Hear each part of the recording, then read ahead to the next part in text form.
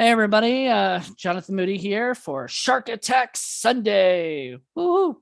I have two special guests. One is my co-host for the evening, John Board. How you doing, John? I am fine. How are you? I'm doing great, and we've got the awesome Donna Wills here. Yes, I Yay, said your name Darwin. right. Yes, I was trying so hard not to say Willis. It almost slipped out too. So Like I said before, it is not the first time, so I'm not too mad about it. good. But yes, we got Donald Wills here, we got John Ward, and we're here to talk about Apex Predators. Oh, yes, we're all holding up. We doing it now? We're doing Yeah, this right let's now? doing it now. We all Here we go. own this movie. Why does mine look different? I don't know. I feel like There we go. I paused long enough. yeah. I'll even be It's nice darker. and show the back. Oh, well, it's got no bonus features except for trailers, I guess. So Yeah, that's pretty much That- it. Yeah. And That's a scene fun- selections. yeah, and scene selections. Like, is that Such a a bonus special feature. Is that a bonus feature? Like It is now. seriously? I've said that on other videos where I've rattled off what the special features are, and it's like scene selection is not a special feature. I'm sorry, No. it just isn't. You're just trying to put something in there and calling it a special feature. John, Like- you're wrong. It is a special feature. and You're you a don't- special feature.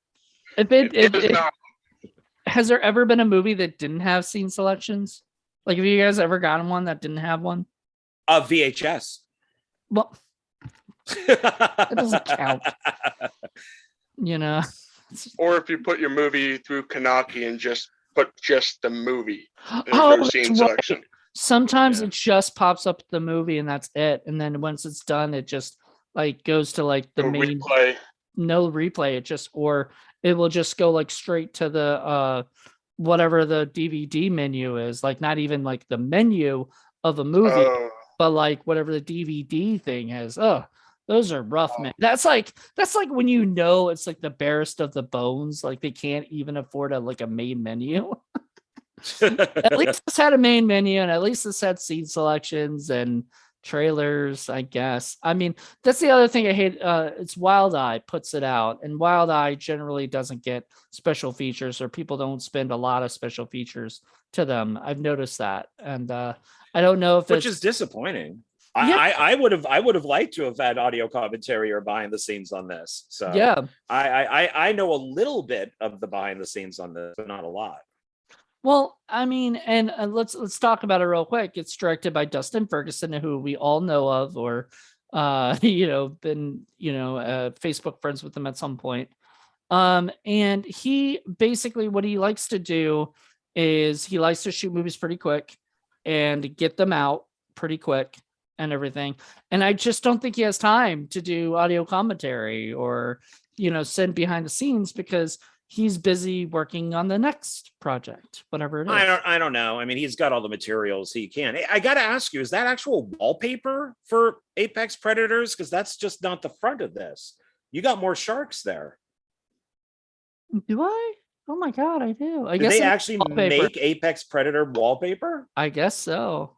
Wow. That's awesome. I found it online. Sorry, stole it online. I thought, Well, they look cool. Well, yeah, I mean, it actually looks good. The what I will say is at one point there was a thing going around Facebook, and it would basically be for filmmakers, and it would say like, what is your name? What are you known for?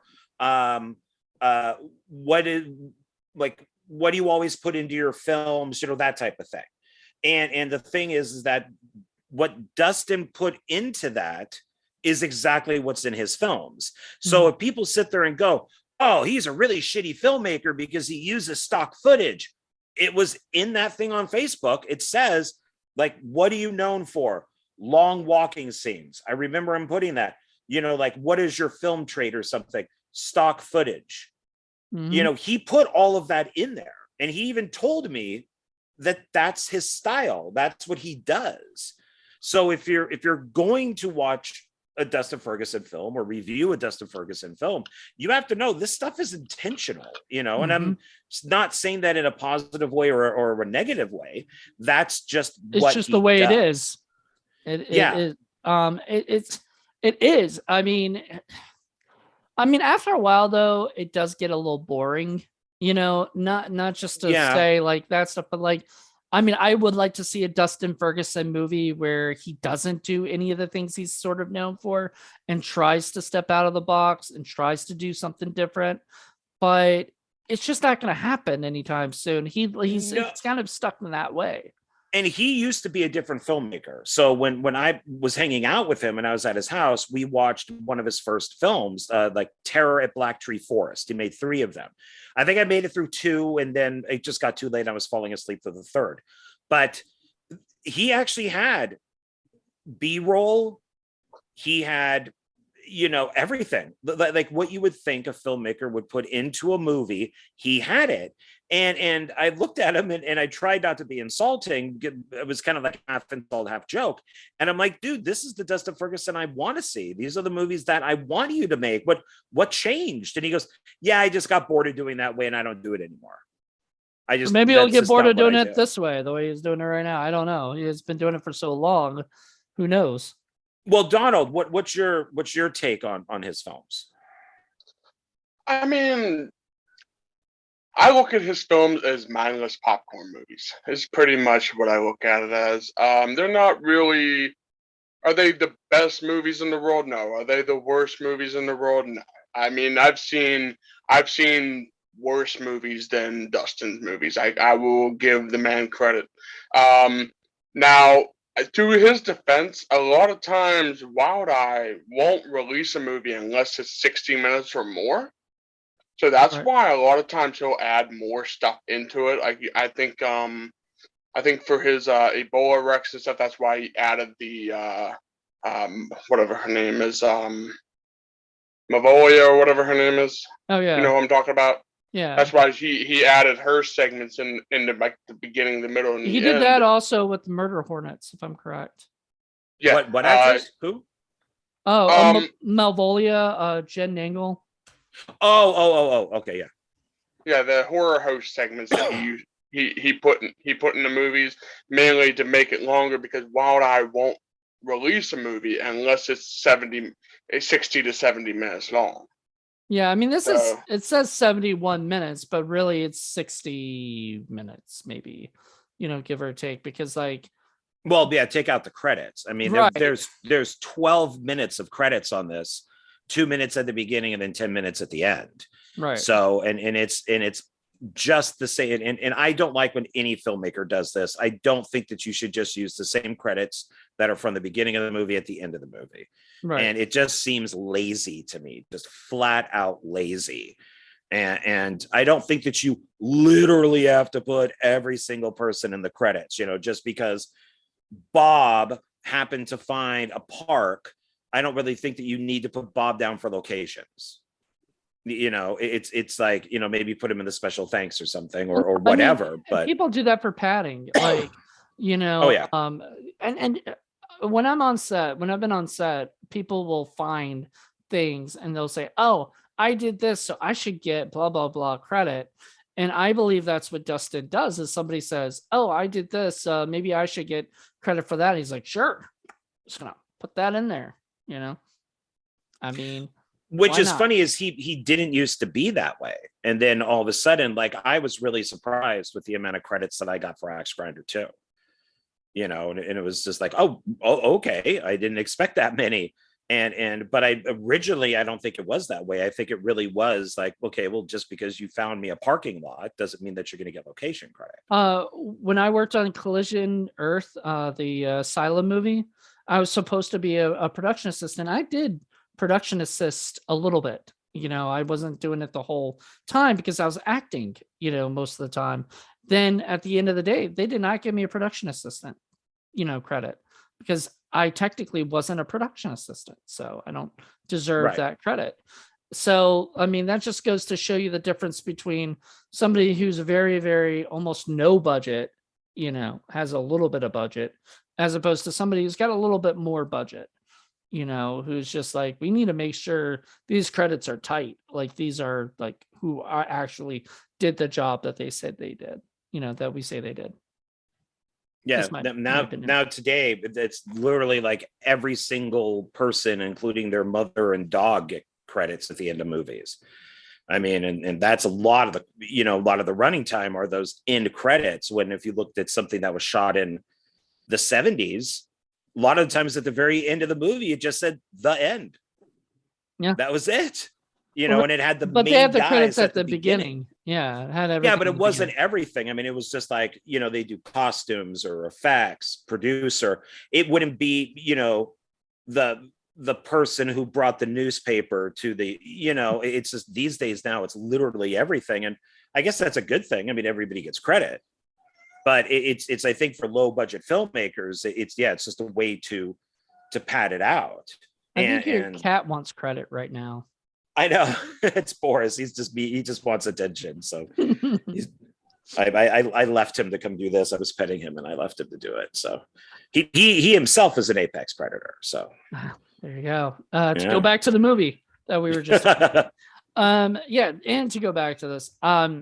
Honestly, I didn't know what to expect. I mean, as I said, I own the movie. I have not watched it, and I'm glad, because I'm glad I got to watch it before doing this review, and everything. I picked it because it's sort of a movie that is sort of notorious for not being the greatest shark movie, kind of thing. Like, wow, that's an understatement. I mean, I'm trying so hard to not be harsh, because if you think about it, this movie was shot. I don't know if was it pre-COVID? Does anybody know? Was this before? It was pre-COVID. Yeah, pre-COVID. Because we were shooting Axe Grinder 2 at the time, and he was shooting this simultaneously. Okay, so this is pre-COVID. I mean, he's just got his friends. The only thing I really did not like about this movie was the hotel stuff. I felt like that was just an added thing to give Mel Novak something to do and some other, what I mean? But he's always sitting in that chair at that table in that room. Maybe that's his room. It's possible. I mean, I know you could tell that he walks around with a cane, and but I really want somebody to prove to me that this is a shark movie, because I don't care what that poster says. There is no shark attacking anybody in this movie. There's stock footage. There's stock footage of sharks swimming, but where is a shark that actually attacking somebody? While I was watching it, I said, oh my God, this is like The Happening 2. So instead of wind and plants, it's the ocean is attacking people. To me, that's actually more interesting than sharks. That would have been a great idea, It's like if it was just like, because that's really what it was. It was like people getting dragged down into the ocean. Somebody would walk out, almost like Blood Beach 2 or something, where they're still walking out on sand, and then they just get pulled down into the water. There was no shark fin. There was no shark. It was just stock footage, like 4K shark footage that looked massively different than the footage that was actually shown. I mean, there was like no real rendering to try to match it. I mean, it really looked different. And they're at no, I want to know, and I'm going to jump to the very end because I messaged you about this. How did they kill the 3 sharks with 2 pieces of steak?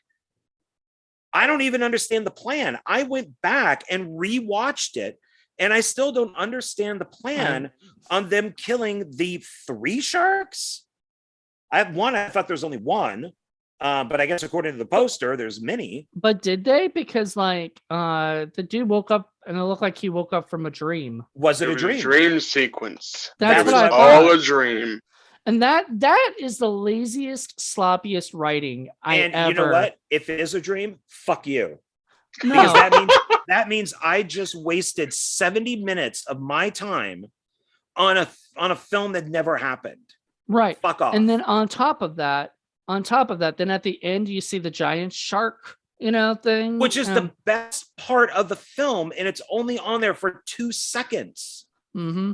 And yeah, no, if the movie had been like a giant shark eating people like in LA, which is what I thought, because like originally wasn't this called like Jaws of Los Angeles or something? Like Yeah. I thought the whole idea was it was going to be eating people in LA. And I think you even see that thing in the trailer or something, if I'm correct. So there is a trailer and poster, I think, for the Jaws one that even has the same font right as so the Jaws poster. I thought that was really what it was supposed to be, was like, a big ass shark, killing people. But no, we get people going into and this goes back to Paul and I reviewed a movie called Marina Monster. And literally in that movie, people are just pushing people into the water, off of a dock or whatever. Just out of nowhere, they'll like push people or something, and then all of a sudden they fall in, right? That's more fun than this, because like this, they're just lazily just walking. Oh, I feel like just going into the water. I'm like, why aren't they closing the beaches down? Like, it doesn't make any sense if they've already Because there was no stock footage or drone footage of beaches being closed. right, and there was no police at all, like being No, called. there was some weird cop at the beginning. So you had the lifeguard who had to go take a piss. And I thought that lifeguard was talking to his boss. And all of a sudden it's just like, oh, okay, Mr. Sheriff or captain or policeman, whatever it is. Yeah. It's like, wait, this guy's a cop? Because the camera is clearly showing two wine glasses and a bottle of wine. Like, what cop has that at the police station or in their office? Like, that was weird. Why aren't you now? If this was his boss and that was the office, okay, I could probably buy that this guy. I thought that's why he was getting mad at him, because the guy was getting mad at him, right? Like at first, and was like yelling at him about everything, because he just kept doing excuses, and right, and then you figure out that the guy's a cop, and it's like, really? And then he's never seen again. Yeah, and most of the characters are never seen again, even if they don't die. Like, it's one day stuff. Yeah, they're shot and then they move on. I mean, the very first murders, like the pre-credit shark attack, is Selena D and Julianne Prescott, and they were literally that day in the morning filming Axe Grinder 2, and then Dustin said, "Hey, do you want to be in, I don't know, Jaws of New York or Jaws of LA or Jaws of whatever it is?" And they're like, okay. And then they went and shot that opening scene. I love how it begins in Tijuana, Mexico. And I'm like, what? Why does it have to be Tijuana, Mexico? I don't know. And then it's never even referred to again. It is. There is a news report that reporters in Tijuana, or that swimmers were killed in Tijuana, Mexico. It's in a news report. But does that mean that the sharks from Tijuana swam up to the sharks into the things of Newport, California? The one or two or three or swarm of sharks, yeah, I guess, came up from Tijuana and now are attacking people in Malibu. It's like, okay, you need exposition about that, though. You need somebody who's like been following this, tracking the shark down, because like even Jaws the Revenge, which is yeah, I know you did review it too for Shark Attack Sunday, so we love that. But it goes from New York all the way down to the Bahamas or wherever they were at, which makes as much sense as anything else in Jaws ever does, in the Jaws sequels. To a point. I mean, if you calculate the time that would take the shark to swim from Amityville to that's a pretty fast shark. It's really fast, and compared to the plane that they took. Right. So it's but then when you see that the shark is actually on that rig and you could see it swimming in the water and you see the pole sticking up through it, you're like, oh, okay, well, the shark just got onto a pole and it's just kind of racing along the bottom of the ocean. So maybe that's why it got there so quickly. Maybe. I don't know. This doesn't make any sense that it's supposed to be. But they had an exposition in Jaws the Revenge where she's like, where Miss Brody is talking about this is the same shark, basically, or whatever, right? And they're like, are you crazy? Sharks don't have like agendas to kill people like that. But like they actually have something like that. They have some kind of some exposition. So they would have to have somebody say, oh, there's a shark, that was the sharks that are in Tijuana. They're the same sharks that are, like somebody tracking them or something. No, because it's better to ad lib scenes, because it's now. First, I do want to say, with me bashing, I don't blame the actors at all. The actors, for the most part, the acting was fine. And for what type of film it is, they're fine. They're only doing what the writer, director, producer is telling them to do or allowing them to do. Right. So, I mean, like Chauncey Phillips and Ken May are obviously, Dustin is trying to get them to be his, Jay and Silent Bob.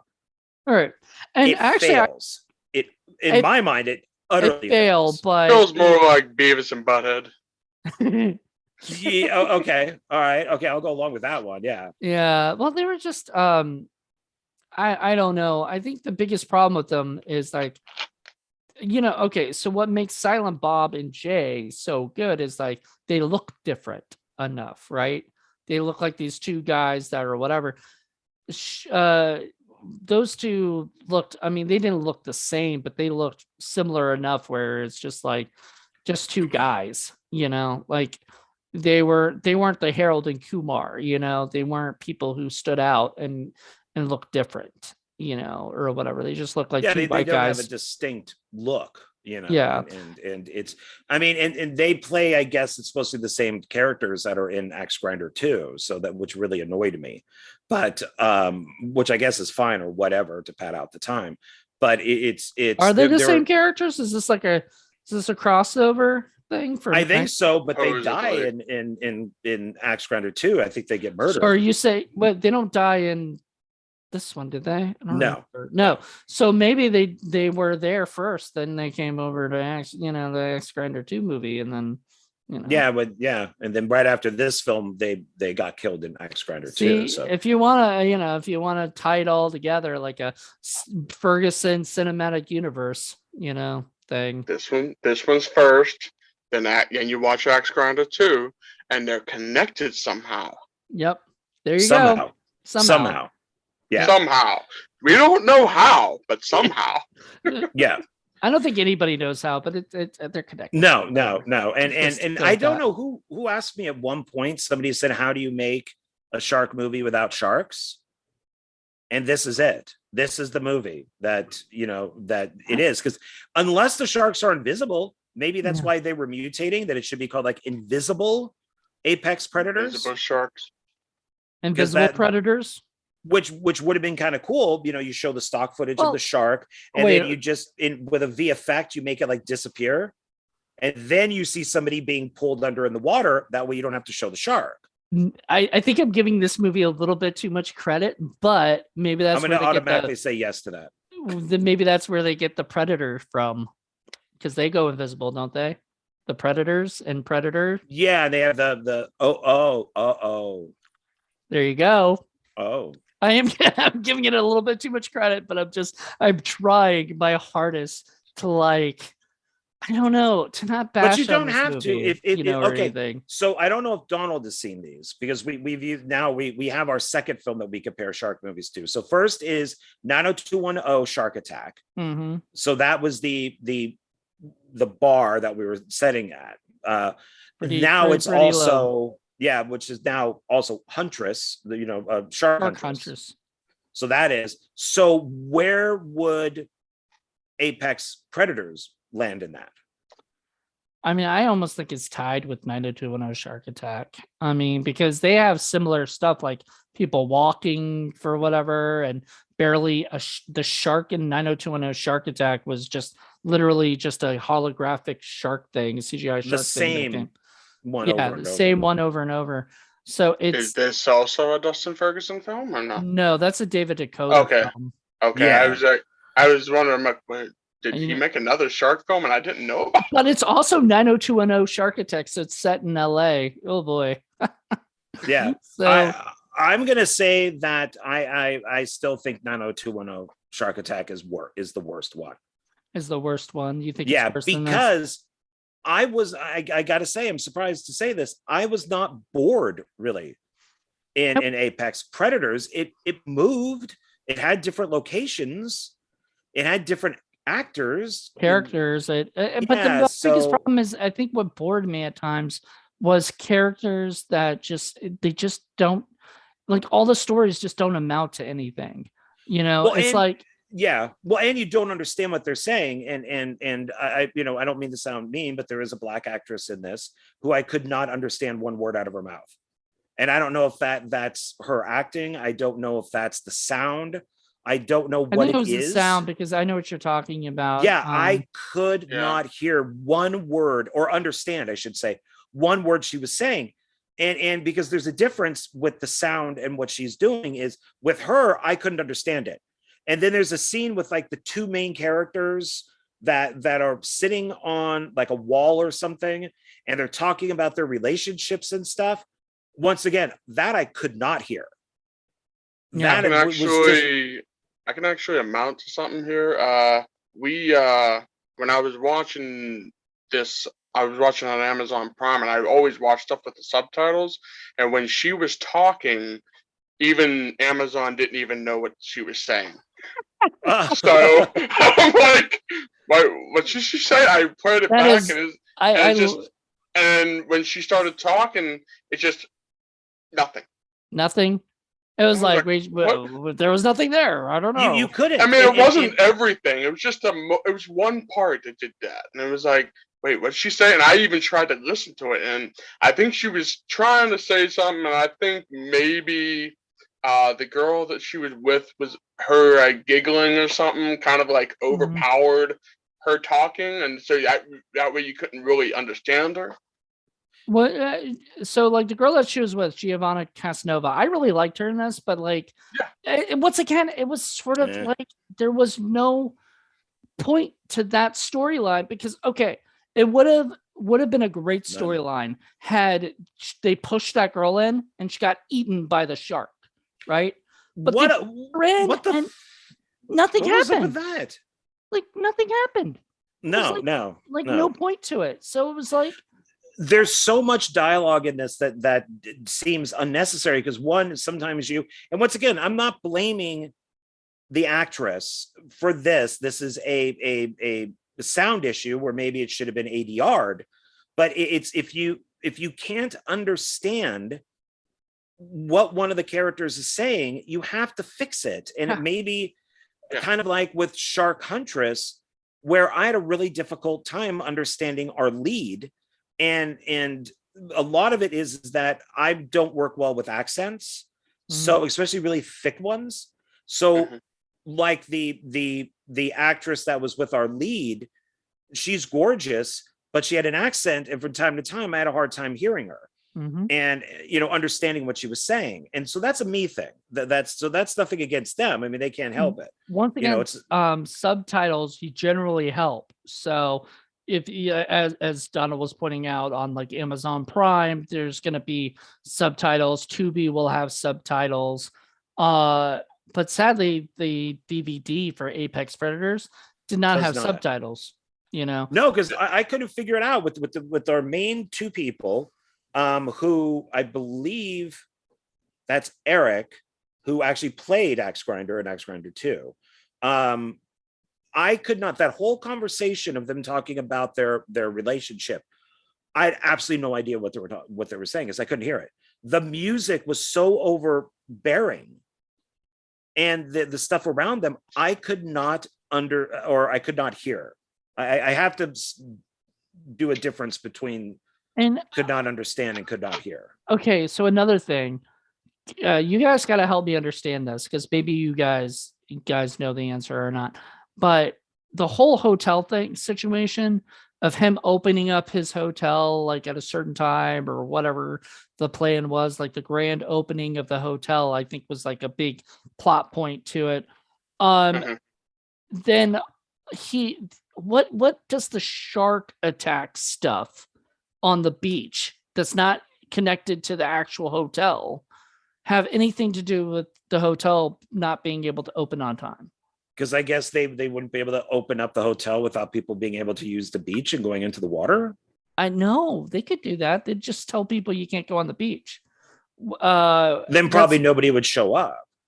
Well, then, I mean, but see, and how is that a hotel to begin with? It looks like some sort of shop.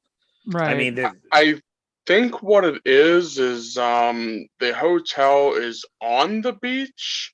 At least that's what I've seen. Like one of the shots was showing. That's what I think they were going for, but they didn't really explain it very well.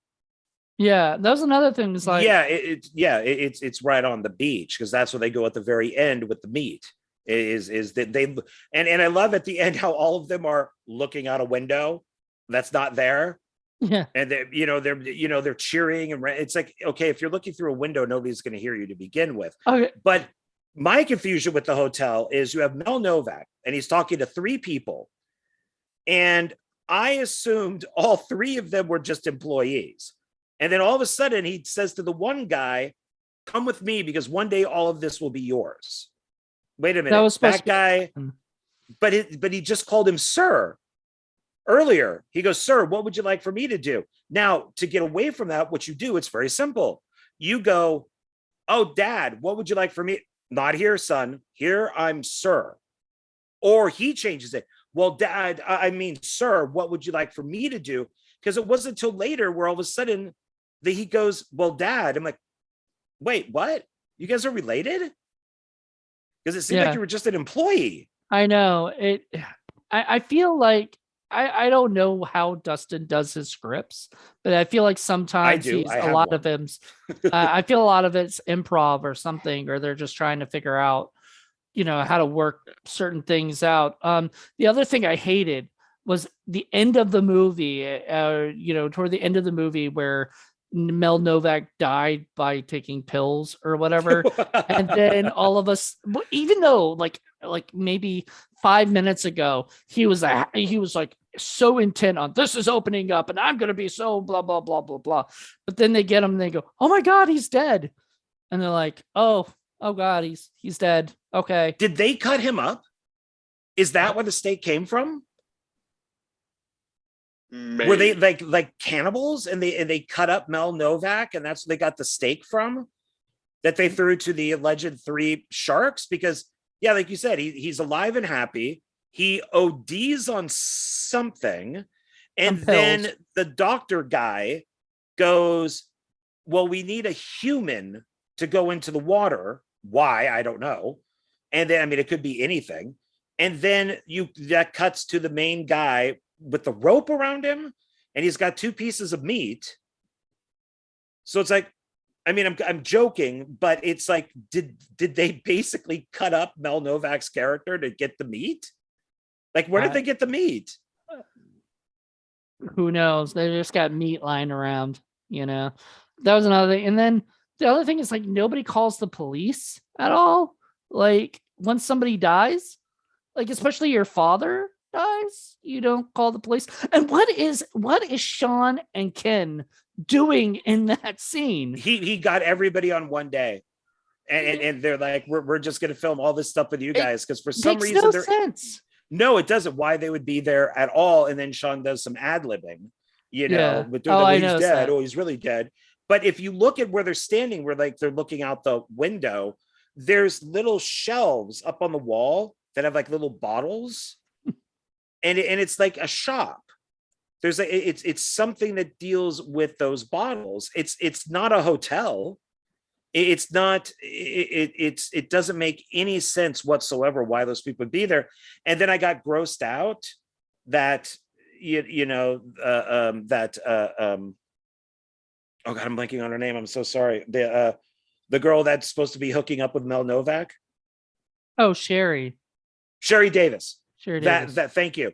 That like they're hooking up together. And I'm like, ew.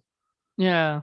And then when she comes to warn him at the end, he's like, fuck you, get out of my office. He just kicks her out. I like Cher. Oh Yeah. no, and then- she's awesome. Yeah. That's why I don't want people to think I'm bashing on the actors. Even if I couldn't understand them, I solely put that on the film, on the producer, the writer, the director, post production, all that type of stuff. Yeah. Because there are so many people in this. You know, Maria Olsen. You got Mike Ferguson, who's in this for 30 seconds. What a Mhm. waste, Mike. Why, dude? You know, all these people are in this film, and I'll even Hopefully throw he got paid. Sean That's and all I'm Ken gonna in say. there and stuff. They I had mean, they had my buddy Jonathan Nation as a photographer. He was actually one of the best Yeah. parts. Like I really liked him, and I was like, oh man. except that's not how that camera works, but that's okay. But I love that dude. Like seriously, and I was No, so he's good. disappointed. I've had conversations with him on Facebook. Yeah, he's a good and person. he's a nice guy. Yeah, So- and he's worked with the Asylum, and then he's worked with Ferguson too. I mean, I mean, it happens. that's why this has decent actors in it. Not all of them are good, but they're all decent. They're fine. They do their job. But I Yeah. have to blame in knowing how Dustin directs and being on set with him at least twice. I know how he works. And there's not a lot of time for rehearsal. There's not a lot of time for take 3. There's not a lot of. I do have a question about that. Since you've worked with Dustin, how does he do his shots and stuff? Does he do more than one take, or is it just one take and that's it? It's 2. It's normally 2. There are like a couple rehearsals. He does have like the script and the shot list next to him. And when I worked with him on Purged, which turned into House of Pain, and then working with him a couple days on Axe Grinder 2, I was actually impressed by how quickly he moved. But it's a lot of it is the end result. So I mean, yeah, you could shoot a movie in 2 or 3 days, or shoot 2 movies back to back, but it all depends on how it looks. And since Apex Predators actually has the DP on it, that's awful. And he's a really good soundtrack guy that, I own many of his soundtracks, and he's worked with He's Jim also good. Wynorski. He's generally a good DP too. I looked at his credits and I was like, oh, should have seen some of the stuff that he's done. It's just I don't think, if I'm correct, I think Ferguson also DPs, at times too, or something. It says at the end, additional Yeah, photography by Dustin Ferguson, and it's there. I think that's why these companies like working with Dustin is you're going to get, it's you're going to get your fast film. turnaround. Fast turnaround. Yeah, and it doesn't matter if it's good or bad. But once again, it kind of goes back to you have to like his stuff. People could say he's the worst filmmaker ever. Okay, then don't watch his movies. Right. You don't have to. Nobody has a gun to your head that says you need to watch this. And I have like, it's not an entire shelf, but it's like half a shelf basically of his films because I can normally find good things in them. Yeah. And so that's how I can defend, a lot of his stuff. And that's what you have to know going into it. I mean, and if you watch a Tim Ritter movie, you know what it's going to look like. If you watch, Donald Farmer, you know what you're getting. Yeah. And that's another thing. Like I've got to say, you can go watch this on Tubi. You can watch this on Amazon Prime. You can watch this, it's out there, widely available. You can support Dustin and go to I think he's got his own digital streaming platform and everything. Like, feel free. I'm not gonna say that like this is the worst film ever made. This is not.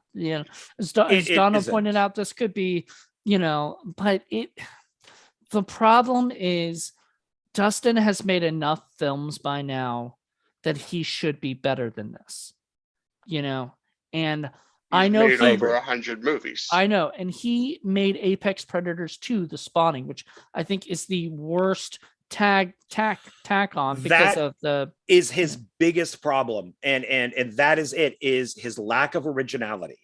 And the thing is, The Spawning obviously comes from Piranha 2, The Spawning. Come up with something, or call it The Chewing. Apex Predators 2, The Chewing. To come up with something instead of just stealing something outright. And that has always been my problem with him, is not one thing he does is original. And that goes from Meat Hook Massacre to Apex Predators to a lot of his films that he does. They're not original. And the ones that slightly are actually not too bad.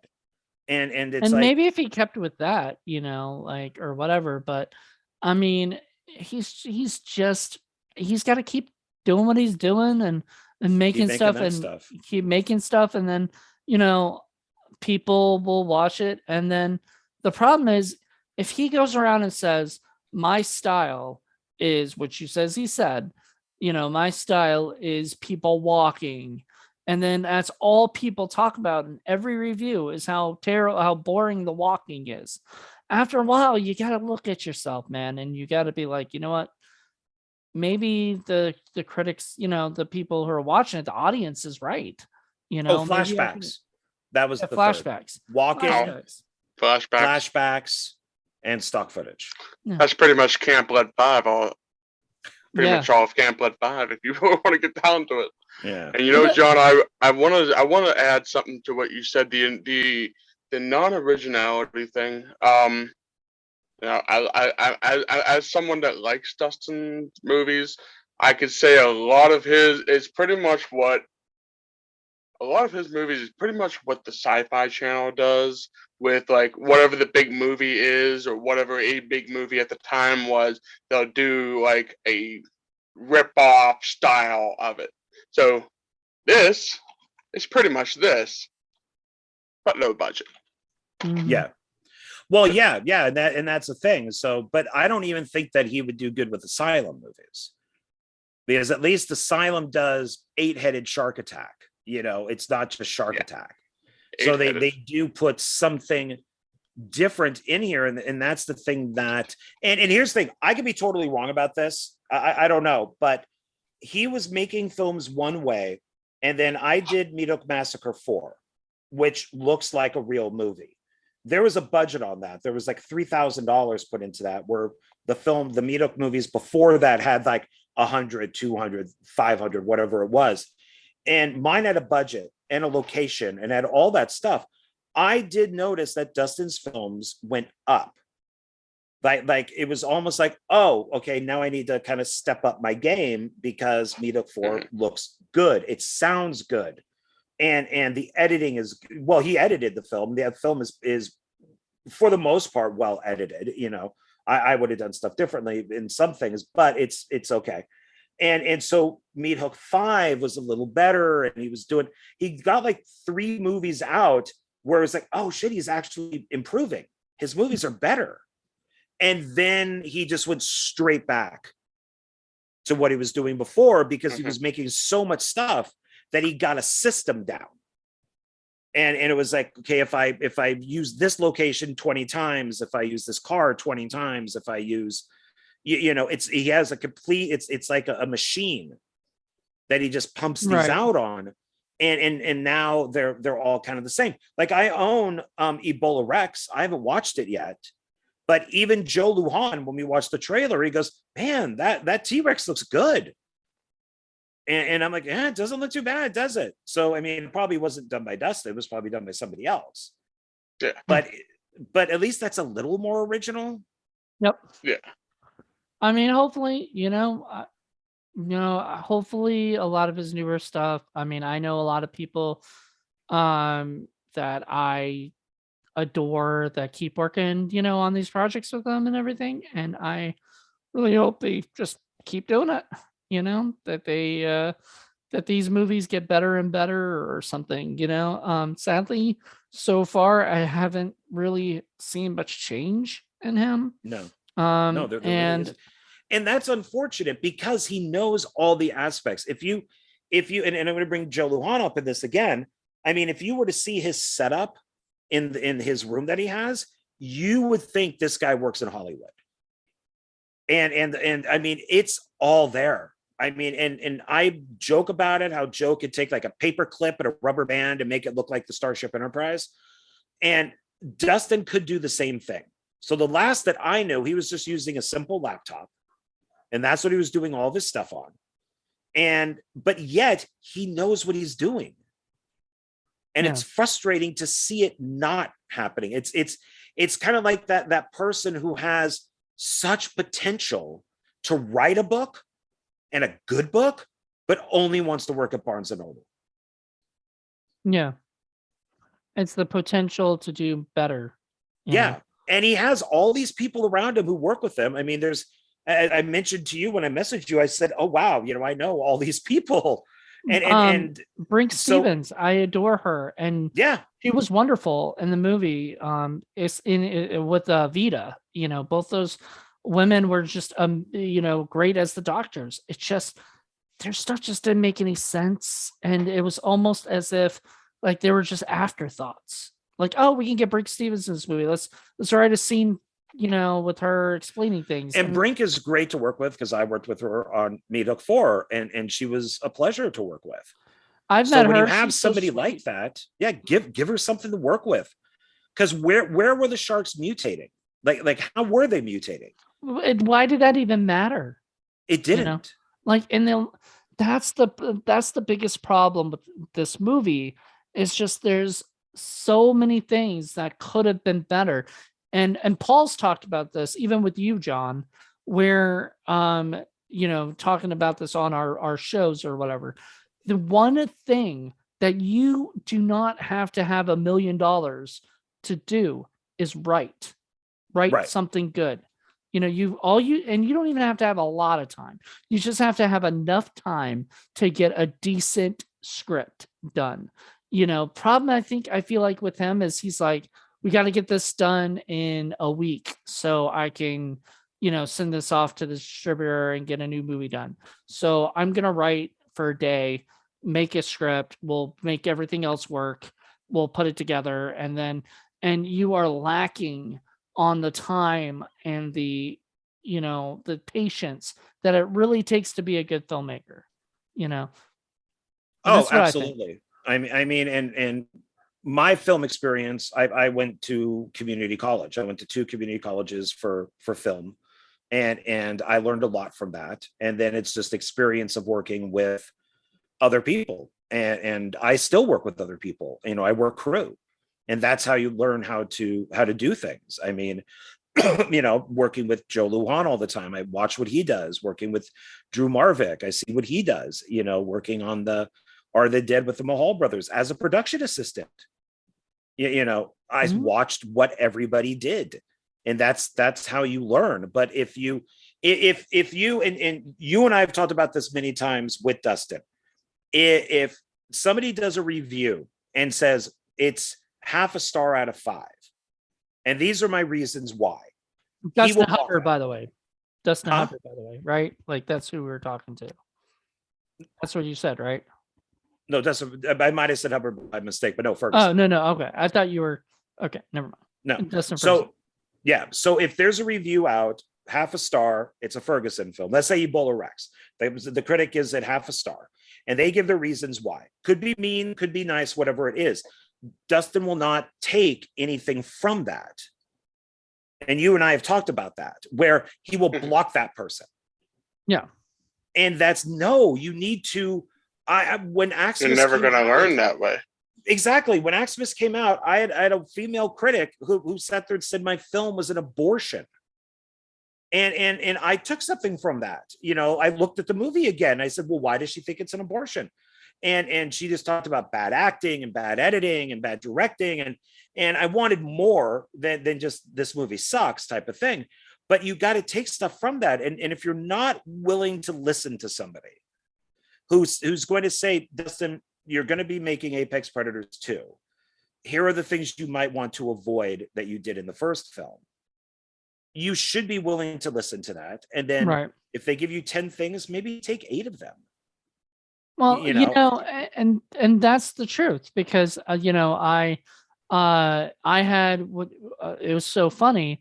I was on Letterboxd and I was looking up my movie Scary Story Slumber Party, and I had a reviewer who just hated on my movie, just like said all these things.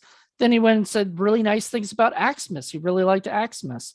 no, that's And right. I remember that. yeah, and then the dude blocked me, so I could never I guess contact him and yell at him because I'm guessing there are filmmakers out there that do that. But he doesn't have to. He's got to understand. Instead, I'm going to follow this guy, and I'm going to instead just see other things and see what he why he didn't enjoy my movie, and maybe the next movie. It's like Ed Wood says in the movie Ed Wood, or Johnny Depp says in the movie Ed Wood, where he goes, maybe my next movie will be better. Yeah. I Yeah. mean, I actually had my very first negative review oh, for one of my short films, and I was like, you know what? Okay, thank you for telling me. He and the guy wasn't being a jerk or anything. He was just saying, hey, and keep in mind, this was an experimental film. It wasn't like it was. I didn't even have a script for it. I just went out and shot it, and just edited it all together to make a yeah, story.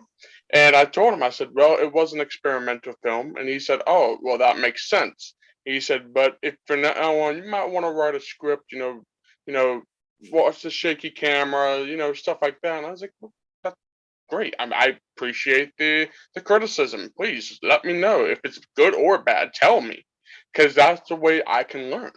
right. And you nailed it on the head right there. That's the way you learn. You learn about being better by people who are giving you constructive criticism. The problem I'm seeing a lot with the indie community too is that nobody wants any negative feedback because they think that it's hurting the indie community. If somebody goes, oh well, you shouldn't watch this movie, I'm not saying don't watch it. I'm saying go watch it. Go watch Apex Predators. I Go always say that. make your own decision. Make your Watch it own yourself. decision. But there might be a fan out there or fans of Apex Predators, and that's okay. That's. I But haven't seen them on I was IMDb or Letterboxd. Just saying. I mean, I put stuff up on Facebook and then I kind of take it down because a few people have said, "Oh, you're the guy who hates everything," and it's like, no, I hate bad writing. I So get the exact opposite. I get you're the guy who loves everything, and which is also not good. Well, no, but see, it's not true. It's just like I enjoy what I enjoy, but I just said I didn't like the Munsters trailer. I thought it was terrible. Looking. I mean, I wouldn't watch it, I but haven't seen it yet. but It looks I did a post that said it looks like parody porn. right. It Like looks triple X terrible. parody porn. I think it looks. I did see that post. Yeah, so- it looks bad. I mean, And- wouldn't you? I mean, I like my Marvel movies, and it's I'm not a fan of the Eternals, but I've talked about that. Like I think when I first watched it, I was like, oh, it's okay, but then later I'm just like, this really wasn't a movie I'd watch again. And but that doesn't mean because I liked WandaVision and all these other movies and TV shows that Marvel puts out that I like everything. It's just that's what people are going to label me as because that's what they see. They don't I don't really like to post a lot of my negative stuff because a lot of times the negative stuff gets more bad attention. I think the negative stuff is more important because you people need to realize, and I've said this many times before, that bad writing is bad writing. You're allowed to like something with bad writing, but just acknowledge that it's bad writing. We did that on for Wonder Woman 84, our discussion. Yeah, and that's fine. If you want to like Wonder Woman 1984, that's great. Go go out and buy it and enjoy it. But know that it's terrible bad writing. The writing is hideous in that. Mm-hmm. And it was fun for me. It's something I could put on and watch and go to sleep to or whatever. And whatever. It hit every nail that I needed. But I understand it's terrible writing. It's not good writing. I mean, It's like my this, favorite film is The Graduate. So right? I think that says something. I do expect films to be on a higher level. I mean, you're talking, about a film that's, screenplays by Buck Henry. It's directed by Mike Nichols. It's a classic. It changed an entire generation. It made Dustin Hoffman a star. So Simon and Garfunkel are doing the music. It's beautifully edited and shot and everything. And it's just like, no, that's what I hold movies up to. Now, obviously, Apex Predators, I can't, but I can hold it up to Jaws because it is a ripoff on Jaws. But so was Piranha, and Piranha was awesome. You're gonna hold it up to 90210 Shark Attack. I could, yeah. And I actually do think it's better than 90210 Shark Attack. Well, there you go. See, that should be on the DVD cover. Better than 90210 Shark Attack. But I don't think it's better than Shark Huntress, because at least that was beautiful looking. It was beautiful looking, and like even the great bad locations, even the terrible acting in that movie made it more fun than the decent acting that was in this movie. Like that's because here's the thing: if you're gonna make a bad movie, right? You go all the way. You go high. Like at Indie Film Cafe, we loved terrible acting and bad over the top shit, because that's way more, that looks like they're having way more fun than people sitting around talking. We can't understand what they're saying. And they're still doing a good job. Like they're saying the lines perfectly well. It's just they look like they're just there because, they're either paid to be there or they're okay. I'll add to that. So Shark Huntress looks like they were having fun. They were at a great location. They were on vacation. They actually look like they enjoyed being there, even though it was not a good movie. Apex Predators looks like it was work, like they were on a job. Like it just there did not look like there was really any sort of enjoyment making it. And so I would, if you held two DVDs and said pick one to buy, I would buy Shark Huntress, because at least I know that it's visually looks good and the sound is good and it's shot well and it's right, and it looks like the people are enjoying themselves wherever they were shooting this, the Bahamas or wherever it was. Apex Predators just doesn't. It actually feels like a job that you hate going to. right. I will say that's probably correct, and the worst part is they probably didn't hate being there. They just look like they hated being there, like I think, because a lot of times people are so excited to be on set and then they get there and they're just like, I have to say these lines. Okay. Yeah, I actually got offended for Selena D, the actress at the beginning who gets killed by the shark in the water. At the end credits, Dustin puts the actor up and then they put the name. All he did was show her ass. That's kind of offensive. That's disrespectful. Yeah. Yeah. I mean, she went out of her way to do this. She went from one set to another. You got nudity out of her. She is a friend of mine. And she's the one who did the nudity, the topless. Yeah. Reason to watch it, because you're not watching it for the sharks, The invisible sharks. Yeah, if there are any. I don't like, whatever we said before, there were stock footage sharks. By the way, the first 3 minutes was a stock footage underwater stuff, and it's nothing but fishes and a scuba diver person, and I'm just like, there were two, and also in the middle of the film as well. Yeah. There's a stock footage. Boring. None of that stuff. Well, and they couldn't even find stock footage that kind of matched. So you had two scuba divers, I guess, at the beginning of the movie that endlessly swim. They're just swimming. And then there's other shots of, you could see a boat right in the corner. And then you could see some bubbles coming from a guy who's shooting underwater, because it's probably for like National Geographic or something. So it's like, come on, guys, you couldn't even find stock footage of divers without a boat or bubbles or whatever it is being there. I mean, that doesn't make any sense to me. Terrible. It's lazy. It's just lazy. Well, I think that's about out of time. Is there something you wanted to say, Donald? You look like you're. I think we pretty much touched on everything. I mean, the one thing I will add to you guys' comment about everyone looks bored at the thing. I think the biggest problem with and this is almost every one of Dustin's films, is that everyone's playing themselves. Yeah, everybody was named by their first name. Everyone's and like Sean's playing Sean. Ken's and Ken. Mike Ferguson was Mike. And it's like, can we at least have like different names so we have characters? Make it. But more... that's even a ripoff, because I've seen other people do that same thing, and it was before he was doing it. So that's. I mean, I'm thing. guilty. I'm guilty. I've done that in a few of my shorts, but I know.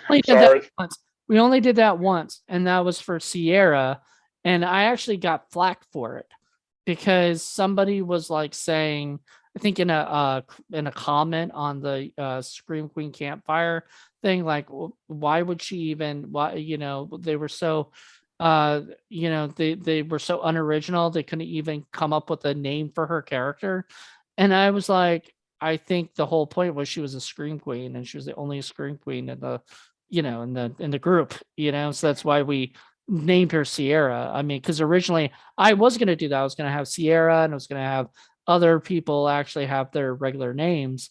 And then I hired a director who came in and said, no, we're not going to do that. I'm casting, I'm doing this stuff. And he did a great job, and that's another thing, is like allowing people to help make this, and not like that, let this be just my movie, and I think Dustin a lot of times makes this isn't Dustin. Okay. So there are filmmakers like let's just say like Jack Hunter does like Jack Hunter's, paranoia tapes, right? There's Dustin Ferguson. It's the only person I feel like should be allowed to say Dustin Ferguson's, Apex Predators, because this is literally his movie. Like it is. Or Dark Infinity. Or Dark Infinity. That's right. He goes under a lot. Well, he did, and then I think he went back to Dustin. I don't know. I think he realized how stupid it was. Yeah, so it's Dark Infinity's Apex Predators. I'm sorry, dude. You're not McG. You're not gonna. There's one of my all-time favorite bad movies is Ballistic X vs. Server, and it's directed by Chaos. Is that the only person directed by Chaos? Have they ever directed anything else? I don't think so. I think they're more of a video or commercial director. But I knew I was going to love that movie when I saw it in the theater, when it just said directed by Chaos. I'm like, oh, this is going to be awesome. Well, and I think you and I were the ones that were talking about, like, if you name somebody Inspector Carpenter or Mr. Romero, and it's just like, okay, this is old because we don't need to do this anymore. And then I had to think about last names, where it's like, okay, unless the person does need a last name, just call them Joe. We don't need Joe Anderson if we never know that Joe's last name is Anderson. So now this is another one with naming the characters after the actors. And I think Dustin's even a couple times named things Dustin Ferguson. Yeah, was it you're right, because like Sean playing Sean, but he's not playing Sean. He's playing a character named Sean. Let's be real, Sean's always playing Sean. Yeah, that's true. I mean, I like Sean. Don't get me wrong. I'm not bashing on, but he's pretty much Sean. Some of his things, like in this movie, he's sitting there like, oh yay, yay! Like, oh man, the fucking dolphins. No, I'm sorry. Do you want to fuck a dolphin? Because nobody gets excited like that, at dolphins. I've been to Marine World, and nobody gets that excited. Who gets that excited about dolphins and then says, I want to buy some marijuana from you?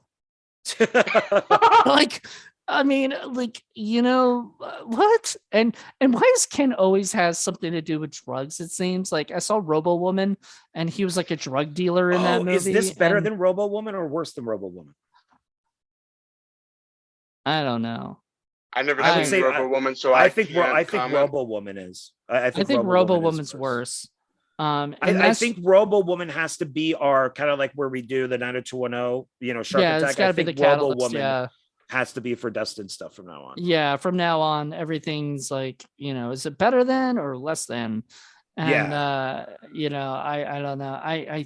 I think I will say I'd probably watch Apex Predators more than I'd watch Robo Woman again. Like I'd rather watch. I would, because this movie is harmless in my opinion.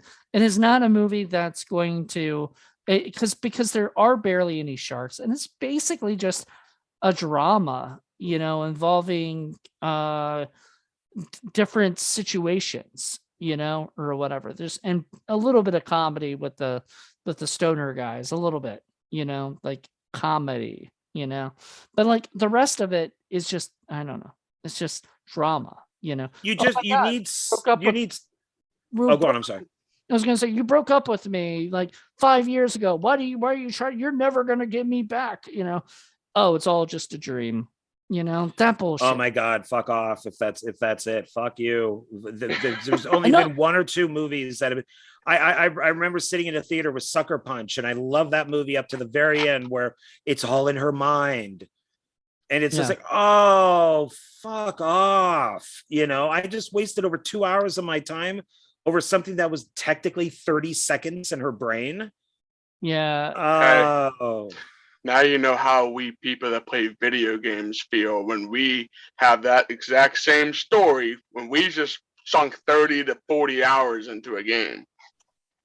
That's why I don't play video games. Yeah, that's but there you go. And then now I'm turned off on video games. I don't want them. Yeah. I'm done. And I think that you're right. I mean, Apex Predators is pretty harmless. I mean, it's not out to change the world. It's not racist. It doesn't do anything to really offend people. It just would have been nice to just have I mean, even you got like Mark Poloni out there who's got the hand puppet. Yeah, get a hand puppet shark. Get a hand puppet shark. So just at least it's hitting somebody's arm. Just give me a shark instead of stock footage. Even Jaws use stock footage. Yep. But so whatever. So anyway, like, I mean, and 90210 Shark Attack at least had that stupid shark thing that just popped up and ate people. But the only thing that I hated about the reason why I would prefer Apex Predators over 90210 Shark Attack. That's it. What? Oh, yes. That's the shark. See, all he had to do was do a close up of, now put it on your arm. Like have it bite your arm. See? Dustin should be calling you, Donald. Yeah. Dustin should be calling you next puppet shark wrangler. Yeah, there you go. For Apex Predators 3, Electric Boogaloo. Yeah. Whatever he's going to end up calling the third one, because he won't stop, or it's going to be Apex Predators versus. Hey, as long as somebody's paying him for it. So obviously this must have sold well enough to each one of us owns a copy. So well, I mean, see, that's the thing, and people are going out and buying this because they see the awesome cover. They say, "Oh my God, that looks awesome," and then they get the movie and they're like, "Wait, well." And look at all the sharks on the back. I mean, like Red Letter Media said that Dustin should be sued for false advertising for Robo Woman. I don't know. This is kind of a close second here. Yeah.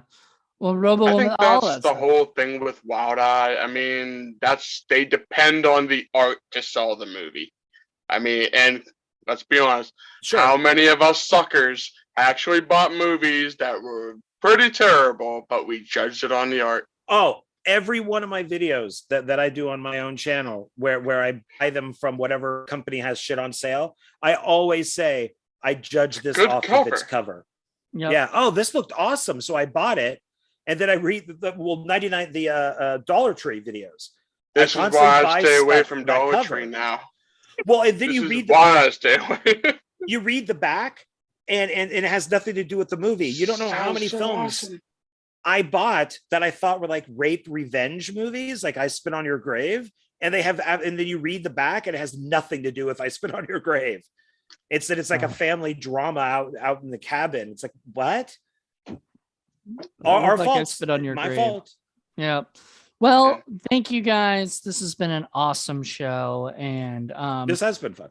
unlike Hopefully, other people like will Shark take it with a Hunters sense of and humor. everything, we're not gonna rate this movie. I just feel like we shouldn't. It doesn't need to be rated. I feel like So does it- that give it a 0 instantly or a 10, It- depending on what one you're using? 1, I guess. Whatever. Just let it be. Like Hey John, um, hey John, you know what would Yes, make sir. this movie a lot better? What's that? Chris Pratt. Oh, you saw my review. God, I I did. I cannot stand Chris Pratt. Nope. All right. Well, there you go. Ugh. Well, thank you guys for checking this out. Join you. us next week, where it'll be us again, and we'll be talking about Noah's Shark. So Right. we're really excited about that. But thank you guys, and have a good one. Bye, everybody. everybody. Take care.